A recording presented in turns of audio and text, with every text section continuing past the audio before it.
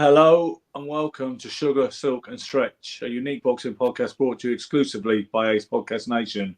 My name is Ben Doughty. My name is Michael Silkolajde. And I'm Gary Stretch. And you are Gary Stretch, sporting a close new haircut we can't help noticing. I buzzed it all off, started fresh. Is that for a role or anything like that, Gary? Or? No, I was just, I do different things and they color it and do all kinds of different stuff to your hair. And Tell me about it. I was just buzzed a lot off at the start from scratch, el natural. So just wanted to cut it all out, all the color and all the rubbish, and just grow my hair back to normal. Unless I get some other role and they want to do it again. Yeah. Now they'd have to put a wig on me, I think. I did the pinhead thing. What's happening? I don't have the luxury of that long locks. What's going on under your lid there, Shoot? Ben, I got to get this done in Camden Town for £6. It costs £6. That's a rip-off. They just understand. Yeah, they just really understand me, and they know. You've only got 6 hairs, not £6. The thing is, it's funny, because you can polish it. Yeah, just put polish on it. Yeah, but it's funny because Silk, I forgot, but Silk, when we did this show a year ago, I think a year ago today, we were interviewing Danny Romero, somebody of that nature. And when we did those shows a year ago, Silk had that kind of shaved head thing going on. He didn't have hair, but what I seem to recall was, but next minute he just had hair. There was no transition. 1 minute he didn't have hair, and I was like, oh, that's weird, because I always associated Silk with hair. Then next minute he got it like it was just a whim. I don't know what it was. You know what I did, Ben? I recently did this fitness series, right? And I did a fitness series that we shot it within, I don't know, like a month. And then we edited it the whole way. And there are all sorts of issues going on with it. So I had to come back in and reshoot. So for this one shoot, I have I swear to God, there are 5 different hairstyles that I have in this. And it's going to be, I don't even know. By the end of the end result, I don't even know what people are going to think. They're like, what? Yeah. So I do change a lot. That's a major continuity error. But Joe is just saying, he just mentioned that Dylan White is fighting tonight, and he's wondering what channel it's on. For what I've heard, Joe, is I think somebody said it's on ESPN Live, but I don't think there is a UK broadcaster for this particular fight. We could talk a little bit later, after the main body of the show, about Dylan's situation, the fact that he's boxing in relative obscurity in St. Patrick's Day on Ireland. But the point of the show and the title of the show was designed to address recent concerns for the mental well-being and the mental emotional well-being of Ryan Garcia, who is supposed to be fighting Devin Haney on April 20th at the Barclays Center in Brooklyn, but appears to be behaving very bizarrely with some very bizarre social media posts, Michael and Gary, and it has led to concerns, personally and now officially. I think the New York State Athletic Commission have asked Ryan to take a mental evaluation before they sign off on him to fight next month. And he said his counter kind of reaction was that he's going to sue the New York State Athletic Commission because he doesn't understand the premise for it. But that sounds absolutely accurate to me. And I was going to ask you that same thing. What grounds are the New York Athletic Commission basing that on? Okay, well, let me tell you my understanding, Michael, and I know Gary will have his own contribution, because Gary actually stays abreast of boxing current affairs pretty well. I would say more so than you do. I get it. You whatever interests you and penetrates your Planet Silk bubble, then it gets your attention, and it's lucky to get there. Gary is a bit more. He makes it his business to know what's going on, so he will have his due. But this is what I'm aware of, Michael, and I'll be honest with you. I am not a Twitter hound. I don't obsessively remain on Twitter. I don't really like the platform, but what I've seen is he's talking about, when I've seen people lose their minds on drugs, right? I've seen psychotic episodes where they spin out, and what a common theme seems to be this paranoia about the ruling classes, elites, paedophilia, and all manner of horrible goings on. Now, I'm not saying there's not some substance to that, and I believe one of our commenters, Wandrew, mentioned that before we even started the show tonight. I'll let you read that. But what I'm saying, Michael, is he's out running, doing roadblocks, saying to people, "Sir, do you support paedophilia? Do you support pedophiles? Do you support stay quiet if you support pedophiles?" And and he's acting very, very strangely. He's tried to say that they've taken my cards, they've taken my identity, whoever the mysterious they are. He's just behaving very, very strangely, Michael, in a way that suggests instability, possibly drug psychosis or some other kind of psychosis, which some people might feel is not ideal when you're going into an elite 12-round prize fights. So let me ask you. So let me ask you. The drug psychosis, is that something that happens after you've taken drugs, and then the psychosis is some sort of relative to taking the drug? Like it's a hangover, I guess, is what I want to say. But it's not like a hangover. Like, you know, you might have a session on the booze, and then the next day you wake up hungover.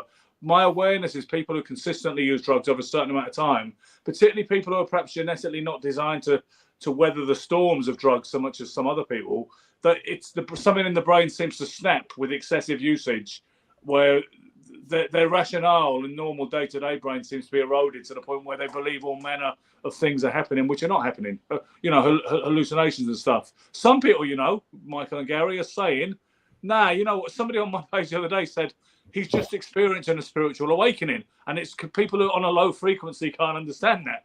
And I don't know, he's behaving very, very strangely. Does that stop you going into a 12-round fight with Devin Haney? I don't know. But your thoughts, Gary? A couple of points we think we should bring up. First and foremost, is the random drug testing at the moment?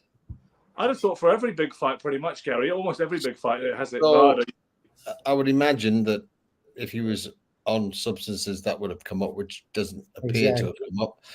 First and foremost. Secondly, there's strange behavior without any doubt. I mean, the things he's coming out with, whether they're true or false, and the platforms that he's coming out on with these allegations, or, you know, are not the most serious of platforms for such serious subjects. You know, if he had some real issues with certain situations that he's become aware of, if it's a reality, then obviously an educated or a little bit more sophisticated person would go to another source, I would imagine, to deal with it in an appropriate manner, rather than talking to kids on social media, almost like throwing blogs out about such serious subjects. So it's a little strange. The third thing is, you know, they're all saying he's on all kinds of drugs. And on the flip side, everyone's saying he's in camp. On the actual social media that I've seen, he looks pretty clear. He looks pretty sober. He doesn't look behaviorally like he's high. Hang on then? Can I show you a video? It's just the subject matter. And can I show you a video? I've seen a couple, and I've seen some when he's pretty emotional, but still, I'm talking about he doesn't appear to be slurring words or high on something. Not slurring, but do you want to have a look at this one? It's just it's very strange behavior. Have a look, Ronnie. Yes, sure. Let's have a look. Okay, ready? Jeffrey Epstein wasn't the only island. Your politicians are raping little kids and molesting them. Do you support pedophiles? Stay quiet if you support them. Oh, thank you. You don't support them. The dog don't support. Shout out the dog. Hey, but you're a coward. Bitch. Save the children. Right here supports pedophilia, but she was quiet. She was quiet. She's still quiet. Do you support pedophiles? Okay, thank God. And I'm working out. So you ask, how do I do it? This is how I do it. Do you support pedophiles? Stay quiet if you support pedophiles. Ooh, got him. Supporting pedophiles. 101. You think these OnlyFans girls really care about kids? Fuck no. Okay. I'm not saying these leaves drunk. Absolutely insane behavior of a man who seems to be pretty clear doing it, which is possibly serious mental health. But it's a very strange situation. And I don't, you know, for me to comment even, I would feel completely out of turn because I have no clue what's going on with him. Well, other than it's not normal behavior for someone preparing for a fight, is it? Well, you know what I thought? I thought that like Ryan Garcia, I always thought of him more of a modern day flower child. You know, I think he's like the social butterfly that lands on a subject, talks about it, then flutters off to the next thing. And I don't know how deep his concerns go with something like pedophilia. You should be all the way in on something like that. He's just skimming the surface on it. So he's out there bantering to people, saying things, you know, just off the whim, but he's not getting involved. I don't think he's doing anything, you know what I mean, at that base level that would make you think it's always on his mind. He's So claiming to say he saw a child raped in the woods. He was taken by some mysterious elite, dark and Illuminati, and he witnessed child rape in the woods, and nobody's doing anything about it. okay, That's and what did he do? I don't know what he did. Maybe he just did another. He obviously did. Obviously, Maybe did did nothing. sprints and lunges. Yo, but come on. Obviously, he did nothing. So I mean, where's he coming from? This is it is erratic. This is what doesn't make sense. If he's trying to make people aware but not taking any action of something serious. Well, he's losing it, isn't he? It's because his perspective has gone and he's not behaving rationally. It's not that this is we're trying to rationalize irrational behavior, I feel. Yeah, exactly. Well, look, Danny Garcia was also recently dealing with a form of like his mental health and stresses, and he handled it considerably different. And I think that's the way it is with human beings. We all handle things differently because we have levels of tolerance.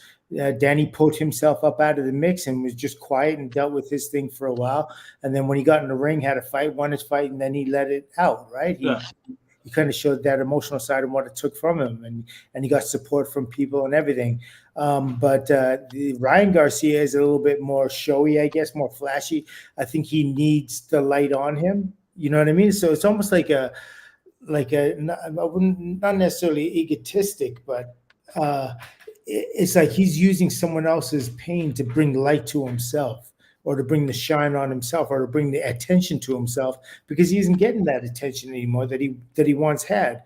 So there's so many things in there. And yeah, is it all mental? Yeah, it is. A lot of it is psychological, right? It's not a rational. It's not a rational subject to throw out lightly. Cross strangers with when you're out running. It's like it's not the subject that he's discussing is such a serious, horrific subject. I don't know how you can throw such irrelevance and light to random people going by. It doesn't make sense. So we go back to where's his head at, and like Silk says, people deal with head or mental illnesses in different ways. It's a very, very strange situation, and I'm sure at some point we'll get to the bottom of it, or whoever will, the people who are trying to. It just doesn't make sense. I'm trying to picture him on Fight Week. It does bring concern that he's. I'm trying to picture him on Fight Week. I'm trying to picture him at the press conferences and the usual media activity that goes on formulaically on the week of the fight. Is he still going to be acting up, or is he miraculously going to be kind of on form and urbane and media friendly? I don't know. Well, I remember, when you think about fighters that have had like emotional breakdowns of some sort during, before, after, I think of the Atomic Bull, of course, the breakdown he had with Lennox Lewis, right? I mean, that was way out of left field. Nobody, I don't think, would ever assume anything like that would happen. You say that, Michael, and you said that the other day when I posted about it on Facebook. But here's my take on that. One, we live in a different era now when everything is out there because of social media. And if Oliver McCall had social media, he could have been acting out on it in a way he couldn't do that in 1997, right? That's one thing. The other thing is, I told you, comically, I thought, he threw a Christmas tree in a hotel lobby. The reason I thought it was comical, and Gary will appreciate this, Reg Gutteridge was commentating on the Lewis rematch, and he said, we've had a few shenanigans in the build-up to this, the old throwing Christmas trees and all the rest of it. And it sounds funny the way Reg Gutteridge would routinely break it down, but Oliver had a drug problem. He was into crack cocaine. That was well documented. And I think if that rematch had been taking place in today's social media landscape, I think there might have been more spillages and more things leaked. You know what I mean? What concerns me is that, like we all know, 5 weeks before a fight, you're supposed to be focused and locked in, and not isolated, but you kind of stay in your own lane and you start to prepare, and you have a schedule and a routine, and everything that on the outside world you try and shut out, and you focus on the task in hand. And he seems a little all over the place, which is concerning for me if I was looking Trainer, at manager what he's got ahead of him. He's got probably the most difficult fight, or Tank obviously was a big fight, but this is as serious as it gets, and the look of the training schedule doesn't appear to be too serious. So that concerns me more than anything. But again, the subject matter is not something you just throw around at random strangers. It's a very strange subject matter to just be talking so To be random. running and talking to random. If it was something about politics or a subject that was not so serious, then you can have fun with it. This is a man who's like used to gaining, like he needs the camera in his face. You know what I mean? Like this is a man he's thrived on that. He's used to being at least till the Davis fight, at least he's used to getting 100% of everyone's attention for anything he does. I'm sure. Seems a little untasteful of the subject matter to get attention, you know. There are people, of course, who say he's right. You're both men of the world, and you'll be familiar with this notion that we are utterly ruled by a very evil, dark, labyrinthine, superstructure. The elite ruling classes, governments are just puppets, presidents are just puppets, and they're all a bunch of nonsense. Satanic nonsense, having the rituals in Hollywood and all that. That is a school of thought, is it not? Yeah, but I don't know how far that reaches globally. I mean, I know there are people in pretty much almost all markets that think it marginally, but I wouldn't think it's that dominant. My concern is if you was to do a poll and look at the average age of his subscribers or his viewers, I'm sure they would be dramatically in the teenagers, right? Yeah, probably. Yes. Seems like the wrong message to be given to young kids who, like, if he had a real situation, one would think he would quietly go to the resources that are and do something like Silk says, that seriously do something about. There's no rationale here, is there? There's not everything's a conspiracy these days. Everything's a conspiracy. Now man hasn't gone to the moon, and people are talking about the world is actually flat and all this other stuff. And it's just, I don't know if it's a cry for attention, which a lot of times these kind of stresses are. It's a cry for attention, or it could certainly be some sort of a mental issue. It's not rational behavior, that's for sure. Something is off, and I don't know what kind of Silk. Do you know what kind of examination will he be given, and by who? That's absolutely. I mean, I don't know. They would have to. I guess the commission is going to appoint somebody, a psychological, therapist of some sort. But I was going to say, like, I distinctly remember, and I know all of us have seen it, the footage of Ali when Ali was fighting Liston for the first time, and he went to the point of hysteria that they said if he doesn't get his heart rate down or whatever it was, they're not going to fight. And he was just going, he was unhinged and he was going off on Liston. And people said, oh, that was just a game. But if you can change your, the way you're processing energy and air and the way your blood's moving from your rant, that means you're pretty much heading over to the psycho side. On the edge, yeah. I mean, famously, the young Clay at the time said, Liston said he's afraid of no man alive, but he meant any sane man. Everybody got to be afraid of a crazy man, But it is weird that he was able to create that bodily change. The blood pressure and his heart rate was something like 200 over. It was something crazy, 200 over something. And it was normal. Like a couple of hours later, when the guy went to re-examine him, I think it was Doctor. Can't remember the doctor's name. It's not important, but yeah. But I just think, like I say, I've known people who've lost it and ended up in little houses, places, hospitals, where people who spin out and they go a bit too much on the old Charlie or drink or liquor. Let me ask you, boys, who is currently training Ryan Garcia for this fight? Derek James. So he's got a serious team. I wonder what the, if any, comments have had on any of this. Can any of you guys watching tell us if there's any statement from Derek James? I meant to look before we came on, and I should have done, because I saw a video. He must have been approached, 5 weeks out, that his fight is not focused, or he's certainly attention somewhere else. Because Ryan as well, he's been at loggerheads with his promoter at Oscar de la Hoya, Golden Boy, hasn't he, for a long time now. He doesn't want to be there. And there seems to be in and out of that, right? They're going in and out, because I thought I saw something on Oscar when he was supportive of Ryan just recently. Yeah, he said, I spoke to him on FaceTime and he seems okay. That's what Mauricio Sulaiman said as well. They said, we're aware of the concerns and some of the things is strange, but I spoke to him earlier today and he seemed fine. And that's what Oscar's saying. But I guess that's exactly what the people are doing. If they really do have that mental problem, they're capable of acting normal and hiding things. So are they capable, are you saying? No?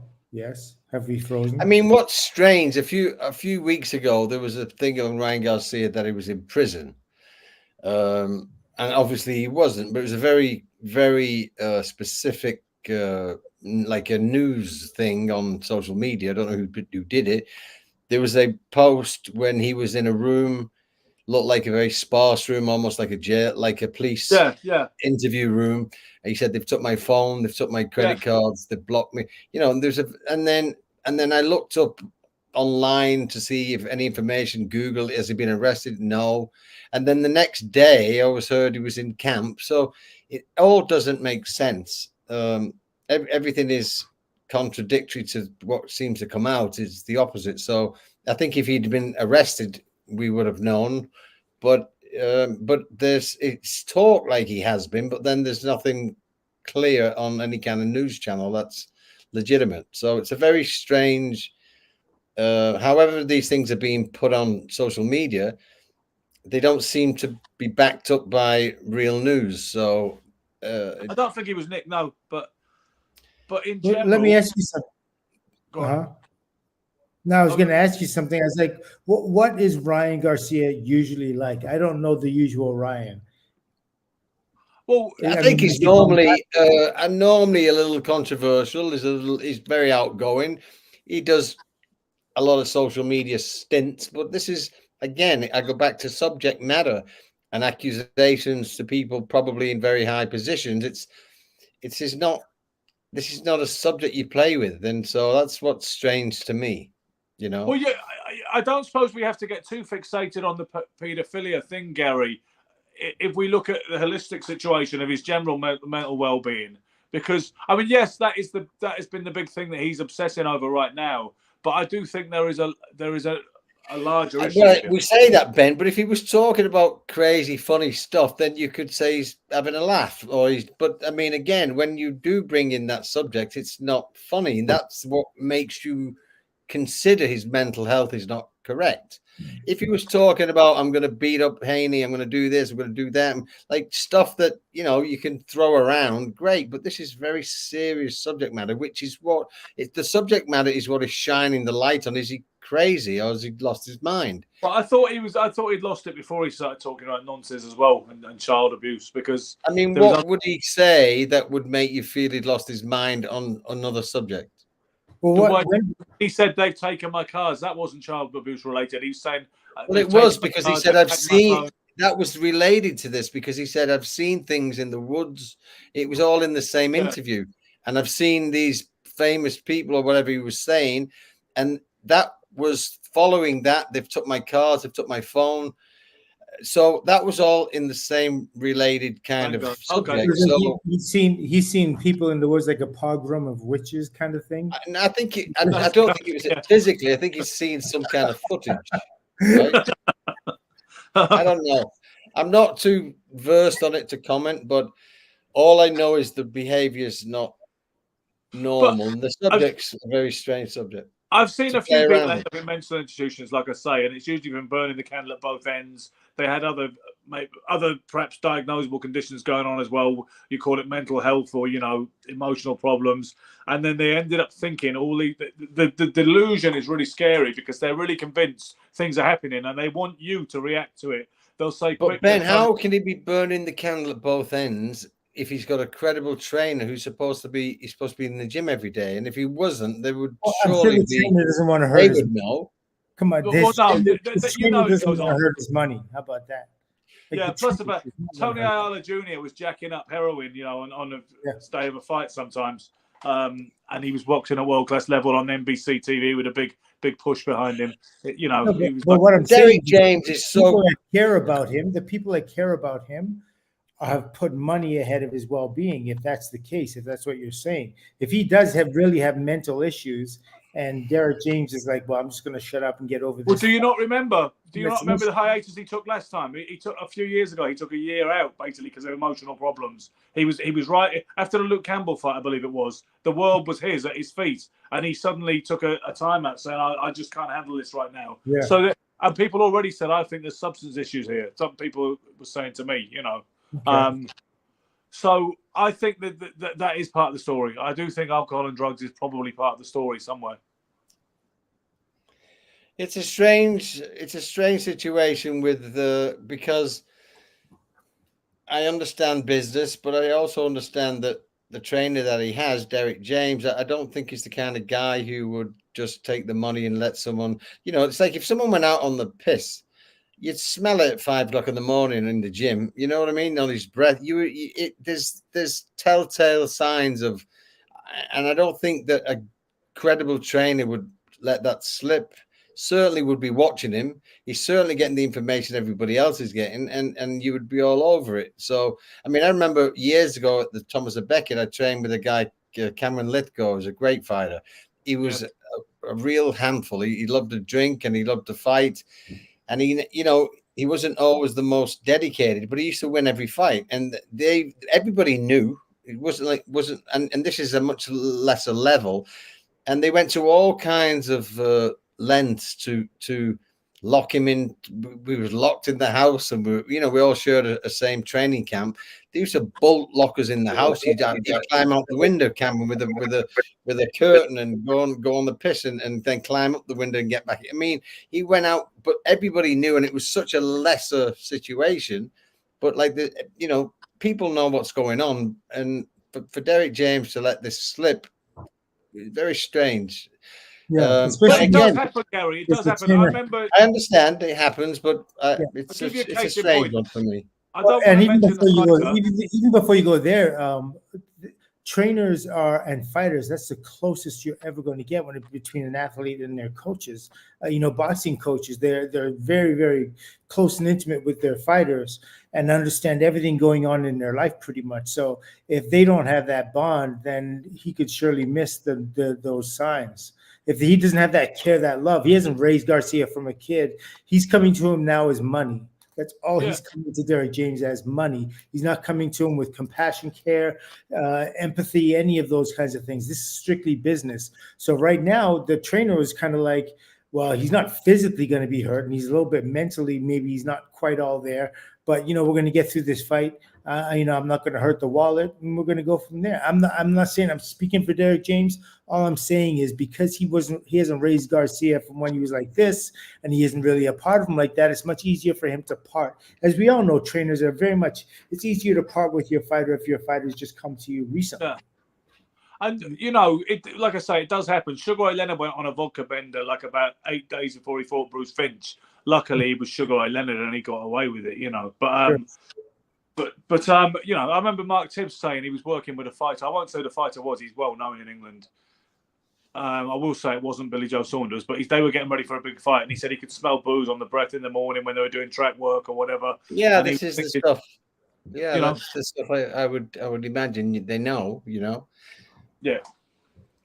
And it's sad because this is a kid, Ryan Garcia, with such natural talent and great assets, and this is a kid with the right team and the right discipline and the right headset. He could go anywhere he wanted to go. I think he's very, very talented. I think he could hang with any of them. I don't know the amount of truth or not in the Tank fight, but he said he had a separated rib before the fight. He also said that he felt someone had slipped that information out of the camp so that Tank knew about it. If that's true, so that's a very painful situation, a very dangerous situation. To me, that Tank Davis was targeting his ribs in that fight. Tank was not targeting his ribs. Like, he was somebody who knew he was injured in the ribs beforehand. He did not target him. I mean, he went to the body like 2-3 times. Right. Yeah. You know what I mean? So he wasn't targeting like he knew that he wasn't going to beat Tank, no matter what separated. I don't believe, but you're right, Gary. That was a story that came out for sure. Yeah, but those are excuses. But the Davis fight, is that where his real when his mental state, is that when it really started to change after that fight? Because that was pretty traumatic, I guess. Just in terms of not even physically, I don't think it was physically traumatic for him, but I don't know if he understood by him quitting what kind of, like, the way people would look at him. Like, a fighter is meant to go out on his shield. You're supposed to be carried out the ring. You know what I mean? If you lose, I'll tell you what's sad about this. I'll I'll tell you what's sad, Silk, about this situation. Let's say he gets beat or stopped by Haney. His career is very much in jeopardy for the fact that, like, he will not be taken that serious at that level again for some time.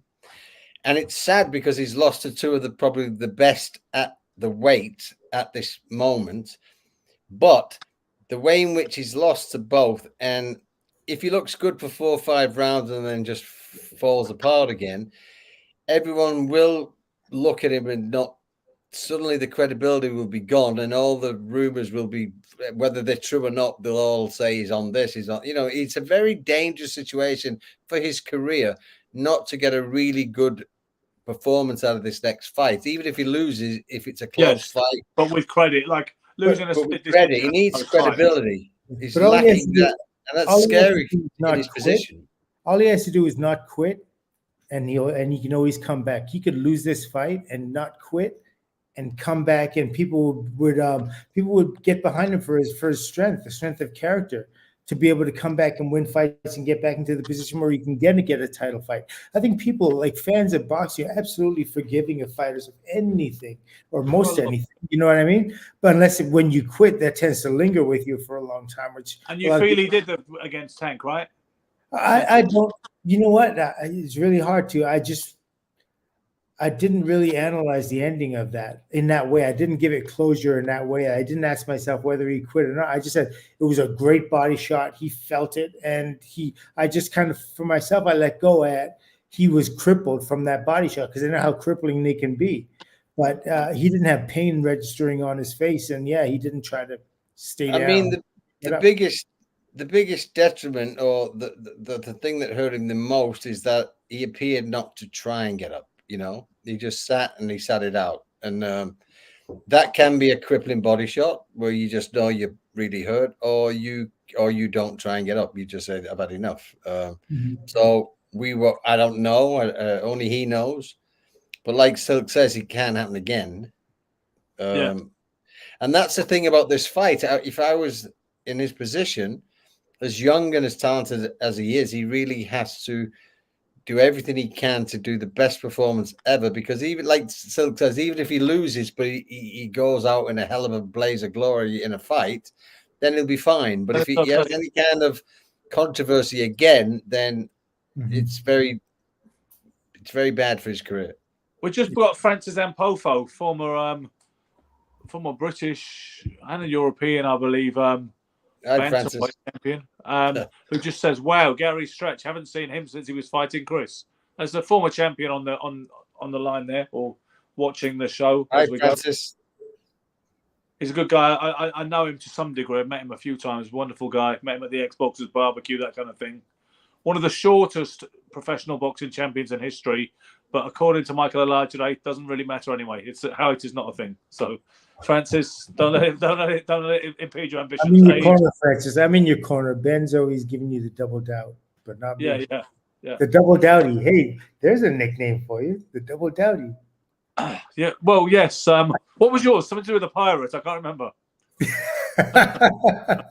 You remember? It was brilliant, I think you do remember. It's staying with you longer than it should, my man. I'm actually afraid to say it now because I can tell that you're really not a fan of it, and no. I thought it was going to be Bender for ages, but I can see that Silk does not like that one, Gary. Remember when somebody said about the pirate? I won't say the orientation of the pirate, but you remember he said, "Since when did we start taking notes from?" You're trying to say? I'm just looking at this comment Joe put up. He said about Ryan Garcia. He said he was told he was the dog bollocks too soon, and when he lost, he couldn't handle it. It's ego destruction, drinking drugs. I think there's a lot of truth in that. And Ryan Garcia got not drinking drugs. Got put on a pedestal a little bit early. He was potentially amazing, but he wasn't particularly. He hadn't done anything amazing, and I think he and he and everybody, even myself, got caught up in the hype. I thought he was something really special without really. I just saw a great load of potential.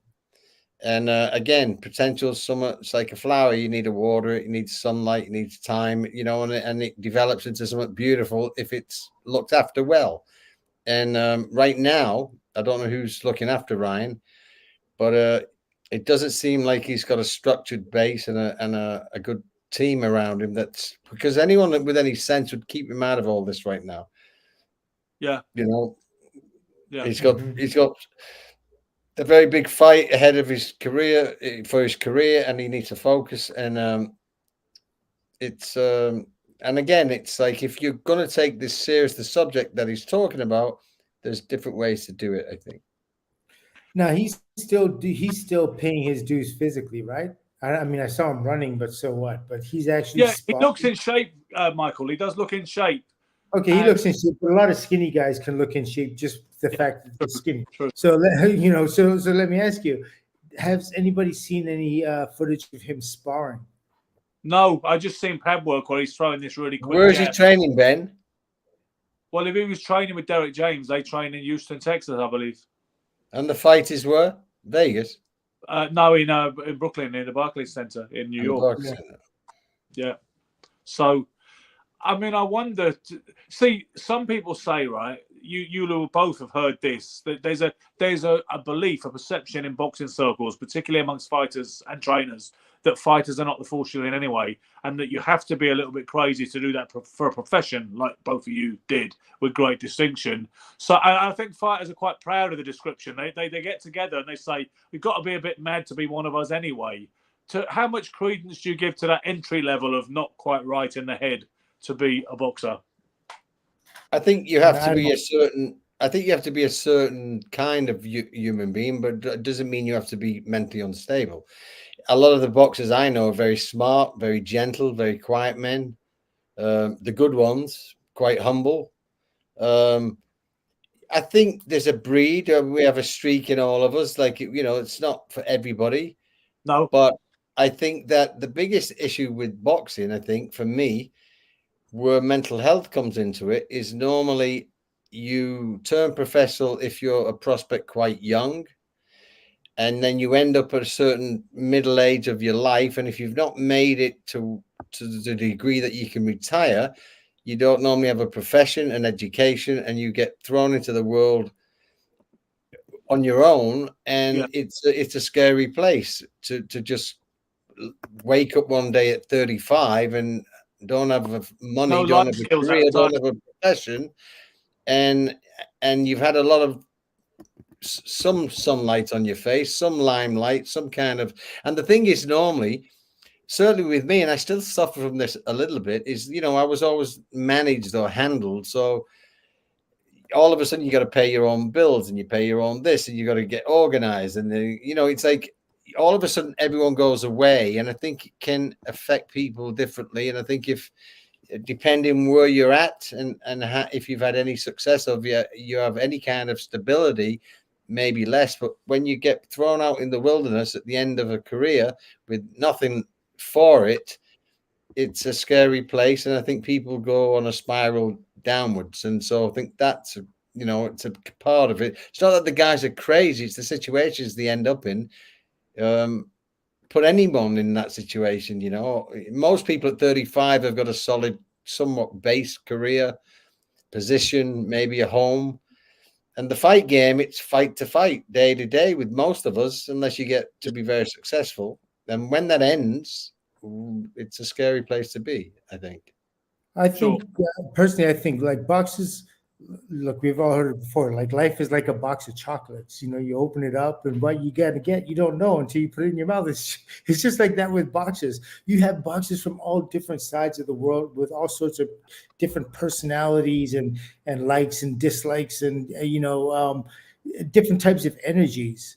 And all sorts of fighters come, like they function in fear. They function like their main fuel is either fear, there's anger, there's, even the love of the excitement of it. There's all sorts of different things that fighters emotions that they fight out of.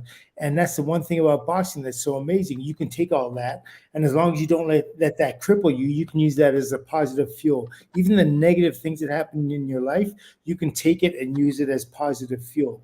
And people that are really about their business, that accept the maturity and accept the mental piece, accept the responsibility of what they have to do, they're able to handle that. And then there's other people that can't handle it, and maybe they're, and they end up having or developing emotional issues, and they don't get the help they need if that's truly what it is. But I don't think Garcia has faced any stresses that any other fighter has faced.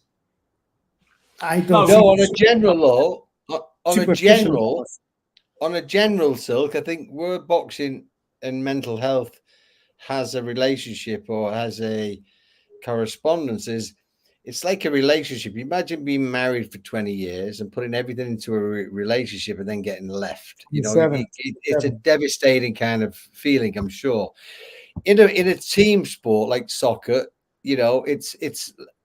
of course, everyone's an individual, but it's a less personal thing. The boxing thing, it's you and you only. If you fail, right? Yeah. So it's like you have this crazy relationship. You put everything into it, all your heart, and then one day they wake up and leave, and you get devastated. And I feel like boxing has that kind of similar feeling, whereas team sports are a little bit more spread out. It's not all your fault. So it's a very personal thing, and I think people take it personally, and I think that can lead to some breakdowns in mental health. Well, I think you're absolutely right, but I also think at the same time, like it's like society. I don't know. Maybe it's like fathers haven't taught their sons like how to lose. You know what I mean? Like it's a social issue, it's not just particularly on fighters or athletes, but we have to be taught how to lose and that it's okay, and to use that fuel of the loss as energy to get back and get better. But to be one in denial, or two be in a state of anger, or these negative energies that really just take it out of you. You need to take what happened to you as an experience and use it to better yourself. And unfortunately, that doesn't happen. But I think it's almost like we either hear about it more because of social media, like it happens, it may happen frequently, and we don't hear about it but now we have social media. If a tree branch breaks in, Tuktoyaktuk up in Alaska, the North Pole, you're going to hear about it in Mexico. My issue is not. You're going to hear about it in Mexico in 30 seconds. My issue is not to learn how to suffer a loss. My argument is when you put everything into a career and it doesn't work out, you end up and you've got nothing left and no money, and now you're in the big bad world with very little. That is where they are in trouble. It's not that they suffered a loss and couldn't deal with the loss. It's that the career didn't work out, having put in so much to it, and being then wake up one morning 35 years of age or 40 with nothing and no education and no skills. Who does the career work out for, right? Who does the career work out for? Who does the career work out for? There are very few fighters. Yes, very few fighters are the ones that are able to retire off their money they made from, like who? Floyd Mayweather, De La Hoya, and Hopkins. How many else are, Larry Holmes? I mean, you can count on Lennox Lewis. So you're saying it is important for fighters to have other things going on as well? Not necessarily like things that they need to know how to manage their resources while they're resourceful, while they have money coming in. And that just never happens with fighters. And from the beginning of time, it doesn't matter. Like I think Shelly Finkel is probably the only manager, maybe Dennis Rappaport, guys like that are the only ones that take their money for their fighters and put it aside and say, listen, this is what you're going to do because you're going to need it at the end. 99% of the other guys, it just doesn't happen. Not at all. And that in itself, that kind of abject reality that you face when you finish your career and you have nothing left, and what else are you going to do then? You know what I mean? Because that's what you did your whole life. That's what many people did from like single digits up to like your 30s, and now there's nothing. And yeah, you should know. You should know. Being realistic as a human being, as a man, you should be like, people are saying, well, why didn't you know your money was missing? It's just because that's not the way human nature works. You're trusting, right? You're loving, you're trusting, you're all those things. And you don't see the world as a big bad place. You see people giving you love and giving you opportunity, or what you think it is. You think it is love, and they're giving you opportunity, but really you're earning that opportunity yourself, and what they're paying you, you deserve probably that and more. Yeah. But you're just not. Unfortunately, you're not taught how to. You're not taught how to lose. You're not taught how to manage your money. All these things that happen. Sarge Ali has just mentioned Mike Trainer in terms of those rarities of businessmen for fighters. Yeah. Oh yeah, who Mike up for life and were very financially savvy. Yes. Sugar Ray Leonard obviously had a great guy back in for him in that regard as well. But it is rare, and I think Gary summed it up. You both summed it up very eloquently. The idea of having your whole life managed and feeling that you're the main man and there's things going on around you, and then suddenly when those circumstances desert you, when that shelf life is over, and you realise that you didn't set yourself up in any particularly good financial position as a result, and it's not the most forgiving way to earn a living, is it? You usually bear the scars of it in one way or another. Yeah, and you're usually dependent on other people on their on their good graces. Like there's people out there they recognize fighters that were world champions and whatever, and they're like, they take them under your wing, and they have little deeper pockets and stuff like that, and they help. Joe Lewis, like as a director at Caesar's Palace, and people giving him a few dollars to play at the tables with, to try and make him happy. Sugar Ray Robinson was hustling for $1 for the rest of his life. Yes. He would, I believe it was Leonard Hearns. He asked for some ringside ticket. They invited him down, obviously, to be there, and then they were going to give him ringside tickets, and he said he needed 5 ringside tickets and $5,000. This was 1981, right? And in the end, it was somebody at Top Rank thought, the hell with him, and stuck him in the boondocks instead, because they couldn't speak of him asking for $5,000 to go to the fight. Could you imagine? Wow, which is why I don't want to get into this week, but it is why people say what you want about Floyd Mayweather Jr. and then you can caveat him with Ray Robinson till you're blue in the face. But one of them is unassailably wealthy. The other one ended up with scrambled brains, broke as you like. Boxing was a different sport back then too. Huh? Boxing itself was a different sport back then as well. I'm not so sure that Floyd's his circumstance today is the way his circumstance is because of Sugar Ray Robinson, because of Muhammad Ali, because of Henry Armstrong and Rocky Marciano and Jake LaMotta and all the rest of that. That didn't just happen because, you know what I mean? They created the audience in order for you to provide a decidedly less exciting spectacle and become hideously rich as a result. As who, sorry? I'm saying they created the audience for him to serve up a considerably less exciting version of that art, that spectacle. Exactly. And that's, you know what I mean? They sacrificed themselves so the later fighters, including myself and Gary and the rest of it, we could make it better for ourselves later on. And you have to acknowledge that. It's real. And the thing is, you two are two of the luckier ones of my acquaintance, because I know people who won world championships and they really did feel lost in later life, and they were looking for a job of any, or guys who boxed at a really high level. I won't name them because I don't want to embarrass people, but you've got your thing going on, Michael. You've managed to make your own way since then, and you still have that kind of, your name value still counts for something. I've seen that when we're out and about in Atlantic City. Gary, I don't need to talk about your film career and the fact there's been a lot of excitement ever since you put your head above the boxing parapet again recently with us in the main and with Gareth Davies and stuff. So you guys, although you may have regrets and you might not have the wealth that you really ideally like to have, you're certainly fared better than so many people I know, even the guys who won world titles. You know what I mean? It is, it's an all too familiar syndrome. Yeah. Quite possibly, maybe we needed to give more of ourselves. We need to give more brain cells, donate more brain cells. It's a tough business, and I think it's a subject that isn't really no one sheds light on it. When you get a young kid turning pro, everyone tells them all the possibilities, but they don't discuss if it goes wrong, the downside. And so I think certainly when I turned pro, everyone was, telling me all I was focused on was getting there. I never thought about not what if I don't. And I think like Michael says, if you have that thought in your head, then maybe you will look after your money a bit better, because you just don't know what's going to happen. But you've got so many people around you telling you everything's going to be amazing. You do believe it, and then if it doesn't happen, you may not have put away your little nest egg. And I think people should really know going into the sport that it's a 1%er that actually gets out of it successfully. Maybe most people don't. Yeah, they don't. I think the first thing that they have to teach young fighters going into the fight game, the one overarching most important thing going is defense.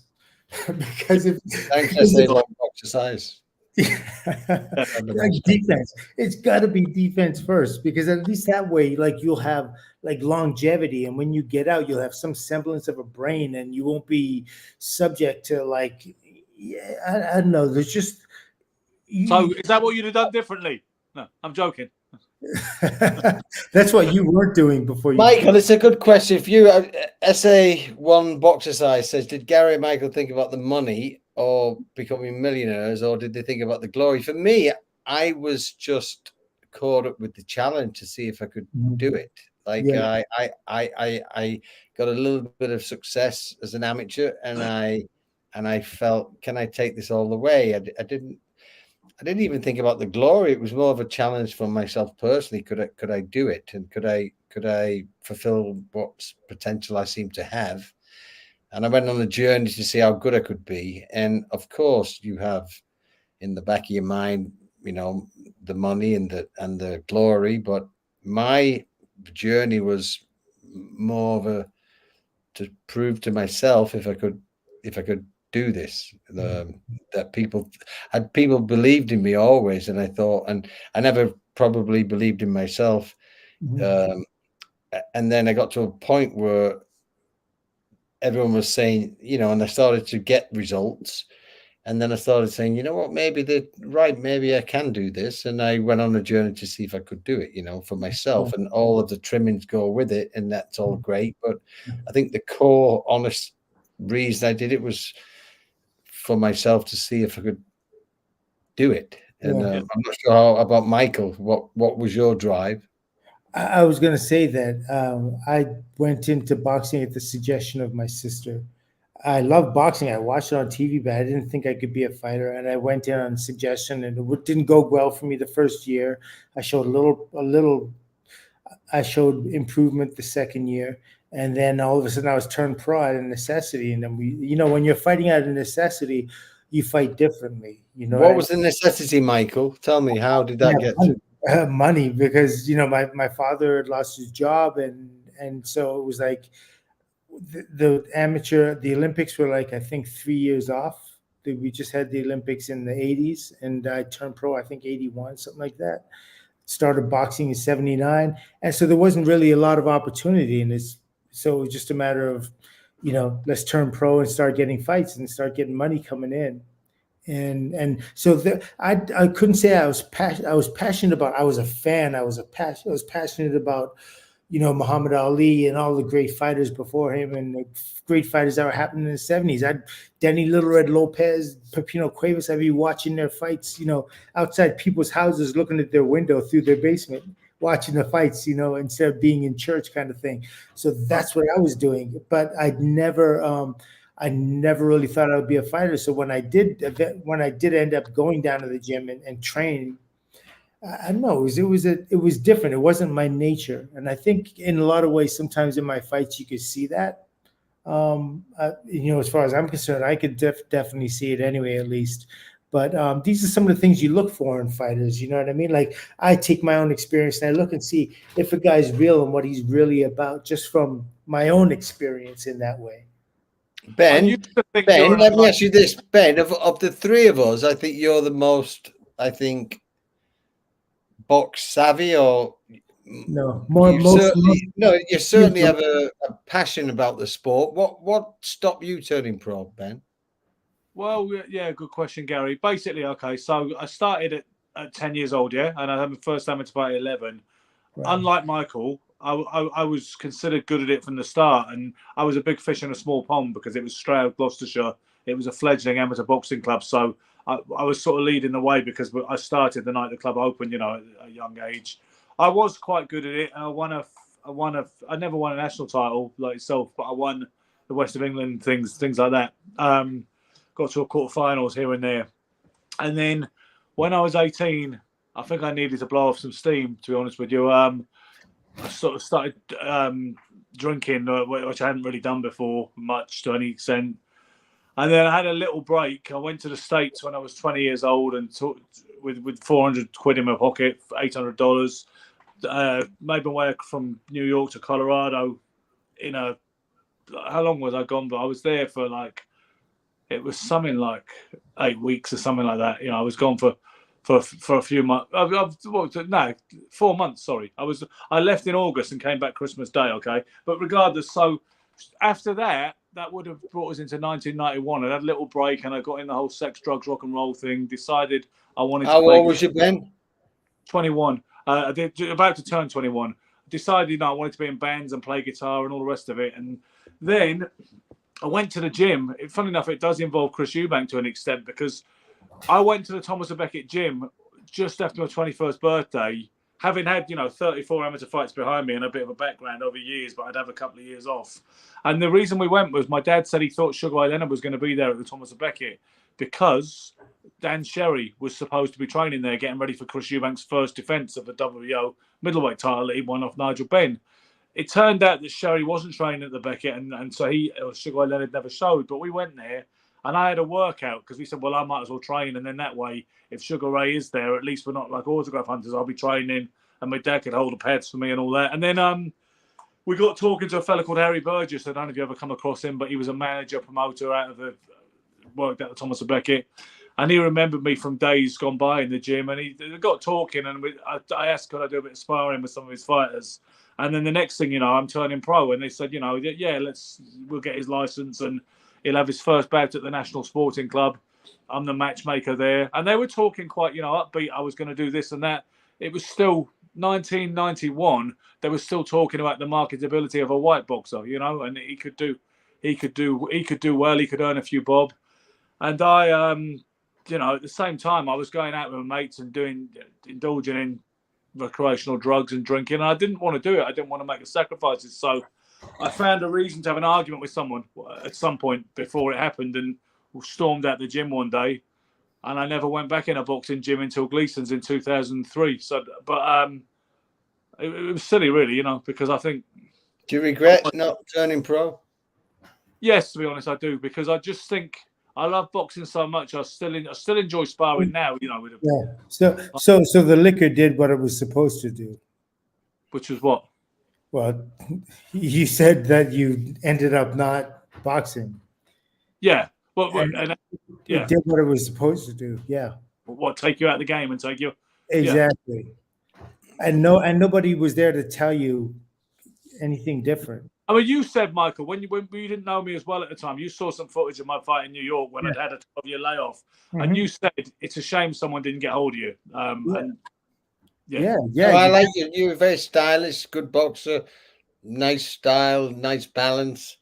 Well, good reflexes. You had great vision. Good amateur pedigree. You should have really, if anyone should have turned pro, I would have loved to see you have a go and take it serious, because you had a lot of potential for sure. But all I would say, Ben, we're adding to the fact that now you're going to be really kicking yourself when you get off the broadcast, because you'll be like, Jesus Christ, I didn't listen to these guys. I'll probably get back on the source. No, but the way I look at it, I think you've been sober for some time, Ben, right? 7 years. It's soon. Yeah, March the 23rd. It will be 7 years. Oh, amazing. But this is how I see it, right? It's all very well. So, and people ask me, why didn't you turn pro? And people see me today moving around, even saying there's a bit of a spark there, and they go like, why didn't you turn pro, or all the rest of it? But all I'll say is, you guys did it, and you put yourself out there, stuck your neck out for whatever reason, I didn't do it. I didn't walk that walk. And at some point, there comes a point when you have to defer and sit back and say, well, these guys are the fighters and these guys are the people should be asking about their careers. And I was, because Barry Jones, former WBO champ, he always, I think he's a good guy and we get on, but I think sometimes he would get slightly annoyed at the following I had off the back of fuck all, he would think essentially. And he'd but say, it isn't fuck all, Ben, because you know what? The podcast that we have that I'm very proud of talks about boxing, and you've had enough experience, and some of the bad experiences that you've had give you great insight to the good side of the game. But you certainly are well read about it. You certainly know the sport. You've done it. You have all the credentials to speak about it. Whereas, respectfully, 50% of the commentators and people are listening to right now, like the guy who Warren has, what's his name? Again, I'm not attacking him. No, but they're awful. Yeah, they're awful. Yeah, they're terrible, and they've never laced a glove. And it doesn't mean that you have to lace a glove, but it's just they've never really been around the game other than literally watching it. It's like watching a million films and being a film fan, and then think you can talk about making movies.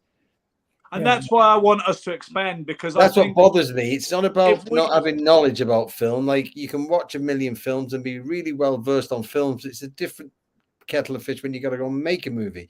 You can watch a million actors, but then it's a different kettle of fish when you got to go and act. Well, I think there's two things about you, Ben. And then when the public are paying for an educated insight, and it's called insight because you've been in the game, not watching it, I find it hard to listen to a lot of these so-called experts who have really not had any involvement in the game other than no more than the public who have never boxed, and they should not be telling the public, because the public probably knows more than they do anyway. At least we have a little insight. Whether you agree with our opinions or not is entirely up to the audience, but at least we can give you a little inside information because we've been in it. You know, that's all I think that gives us some value, is that we've been there, done it. I forgot what I wanted to say now. Sorry. I know, I'm trying to get in there. I still had a point to say, but you know, that's what. But I think some of the actual pundits who have boxing not up to much either, Gary, and someone like Michael would be great, because Michael, we don't always agree with him. We definitely do not always agree with him either way, three-way, whatever. But no need for any puns on three-way, by the way. But the thing Michael's got a brilliant mind when it comes to boxing.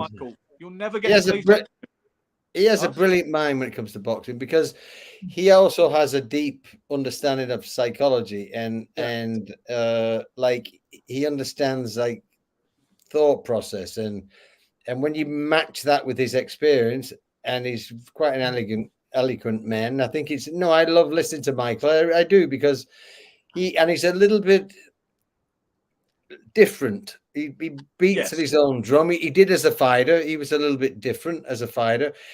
And I think he's a very refreshing voice in boxing, because he always surprises me. And it's not often I get surprised by fighters. It's a love-in this week, the show. The show is a love-in this week. I think we needed this. So while we're on that theme, can I congratulate you on your caption? Because I was getting it. I know it's only a small thing, but I'm talking about world domination and more brand image, being a bit sharper. And I thought, I hope he's got his fucking caption sorted this week. And that's exactly how I want it. It should be sugar in the blue, right? In the blue, it should be sugar, silk, and ideally just stretch, just stretch capitals. So you've done it this week. I see you've said, at least I'm not last. You're not the winner. I don't think that went unnoticed. But I should just have stretch, shouldn't I? Okay, next week I'll just put stretch, right? Just put stretch, and then put underneath Gary Stretch, former light middleweight champion, the white. You put whatever you want in the silk. I just in the blue, right? For fun. But at least I'm not last. Yeah. We didn't know bet last week, did we? No, we didn't bet on Friday, Gary. Unfortunately, me and you could have got ahead of this guy. Me and you could have got the jump on Silk. We could have said, I'm already ahead of him, aren't I? You are. At least I'm already in the lead. I've not shoved it up your arse yet, but I am in the lead, right? No, you are in the lead. What I mean is, we could have scored one over him by getting a few easy points while he wasn't there. I don't want it easy. You have to give you the opportunity to vote as well. Like, we gave Gary the opportunity. He didn't answer. What's the next fight? What's the next fight, Ben? Well, you know, there's not a lot next week. There's Oscar Valdez is fighting. There's Dalton Smith is fighting on his own show. I think he's fighting he's not fighting Williams Zepeda, he's fighting the other Zepeda. Okay. So wait, before you go any further, we should establish a rule, as we're going to establish rules in this as we go along. Yes. The team, you're not allowed to bet on, like, you're not allowed to have a bet on who's going to win a fight unless all three are able to be there for that bet. Exactly. And if somebody says they're going to get them, you ask if you ask. Say again. And if somebody says, I'll tell you before 7 o'clock, and they don't do it, everything is null and void. No, not everything is null and void. Why? He loses. That's all there is to it. Yeah, he doesn't count. He doesn't get a chance to vote. Okay, so we say we can only do the predictions when all three of us are here, because no, we can only do some point in 2027. All three of us are here. We call him up or we text him. We say, "Do you have something to say about the fight tonight?" And if he doesn't answer back, then okay, then his doesn't count. He doesn't lose. He doesn't win. He just stays at his number. Okay. He gets the opportunity, Silk is exactly. That's what we're saying. Opportunity. Okay, so that could be the end of it, unless anybody wants. I believe Dylan White will be in the ring at some point in an hour or so. He's fighting low key in Castlebar Island. Do you know what, Gary? I think he may still be not cool with the British Boxing Board of Control. I think they may have not have given him any green light at all.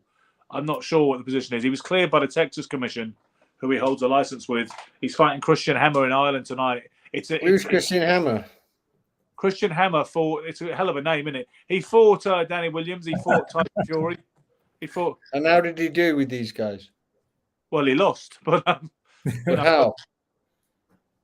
I'm trying to think. Fury. I think Fury stopped him, if memory serves. Do you know? I went to the weigh-in for that because I took some young lady along that I kind of met up. Never actually met her before. We met up on kind of Facebook over the years. I said, "Come down to London. I'll show you around." And we ended up going to this weigh-in, but. Fury was a lot of fun that day. He was like really kind of gregarious, and it shows you 2015 you could still go to a weigh-in unannounced and turn up and be on the stage with him and all that kind of thing. And but Fury beat him, I believe, inside the distance. I think Danny Williams lost to him because Danny Williams was shot to bits at the time. You know, Danny Williams went on this very sad post-prime kind of run of just. So it's a run out for Dillian White just to get him out again. It is, yeah. I'd like to say that the Boxing Union of Ireland is the sanctioning body, the governing body. So Christian Hammer, I was going to say, Christian Hammer is an interesting name because Christ was a carpenter, right? So he probably had a hammer as well. Well, if he had a hammer, there's no limit to what he might have achieved. Well, if he had a hammer, I'm sure he'd hammer in the morning. Maybe even thereafter. Who knows? I'm not note. here, but globally. Don't you know, Gary? You don't know the song. We're waiting for you. I have enough bad comments on me. I'm not feeling anymore. Yeah. Okay, so anymore. in closure to Garcia, what do you guys see as happening in the upcoming to the fight? Gun to the head, I'll say it still happens. The fight. I don't think it'll get pulled. I hope that it stops, whatever the madness. I hope he focuses on his job in hand. If he has been exposed to something that is not good, I hope he goes to the correct place with it and takes it very seriously and via the right course.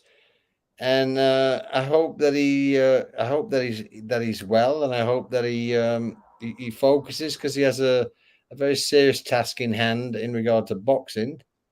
And I just hope that he can get more focused because he's going to need it.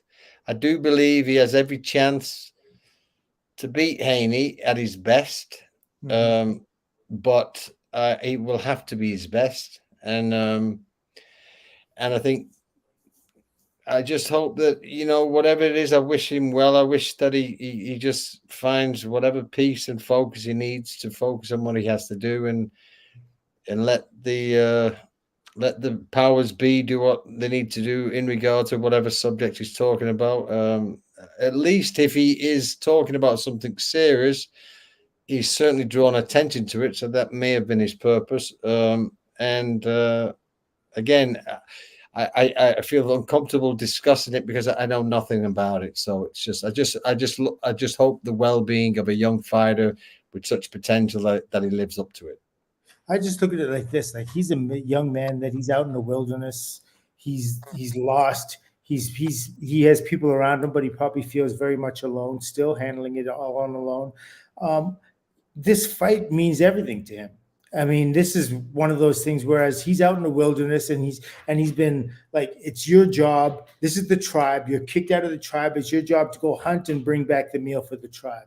This is his moment, like that. This is Survivor, or it's over for him. And I think that, you know, whether he could do it or not, it's a heavy task, because this kid, you know, Haney's no joke. He's gonna be coming in with both hands blazing. I don't think he's a great puncher, so I don't know if it's going to be like you're gonna Ted count him, or anything like that. But I do think he's got tremendous heart. He's got tremendous ability. He's trained hard. He's gonna take advantage of this opportunity to beat him down as much. I did tell you that I fancied Haney to win before we got into this other discussion, and before that the concerns mounted on social media for Ryan. Yeah. I told Haney, regardless of any backstory. Yeah. So basically, I think that it's the turning point for him. He's going to go out as a more or less like a joke, and not, you know, one of those flimsy, good-looking guys who didn't really have the substance. Yeah. You know, the old what was that guy's name? What was the guy's name in the Chuck Davey or something in the 50s? This is one of them times when all the social media's got him to where he's at, but now the fighting has to take over that, and now he has to. He's got the attention he wants, but now he has to deliver the goods, and if he doesn't, he's put himself in a very good position, but also in a very bad position if he doesn't deliver the goods. It's precarious, absolutely. So the other thing I wanted to ask, and now it's slipping my mind. So. In closure, I think we should maybe just take 5 minutes and answer a few questions, because I noticed a lot of questions come in. Can we do that? Just to be honest with you, honestly, because I've kind of comments came in throughout, and I was putting them in. There were more statements. I think we responded. I think we responded where it was cohesive and coherent. And right now, I don't think I'm not feeling that kind of run through. I don't think we've left anything particularly unanswered. Right. Okay. Well, Ben, do your usual. Sum us up. All right, guys. Do your one to make us disappear, Fairy. Yeah. Well, I was going to remind you that I have the power to give and take away at any point. I'm the only person who can mute people. I can take people away from the stage completely. But regardless, you know, I wouldn't do that, guys, because this week, this particular episode has been a real loving, very positive, good vibes with the team. Except for the one you made about me. Yes, indeed. Except for that, we'll strike that from the record. Please, members, ladies and gentlemen of the jury, strike that from the record. Tune in next Friday for more unique insights from your favourite punditry team in the whole wide world of boxing. In the meantime, be lucky, keep punching, like, subscribe, follow, buy, worship, or die. Thank you.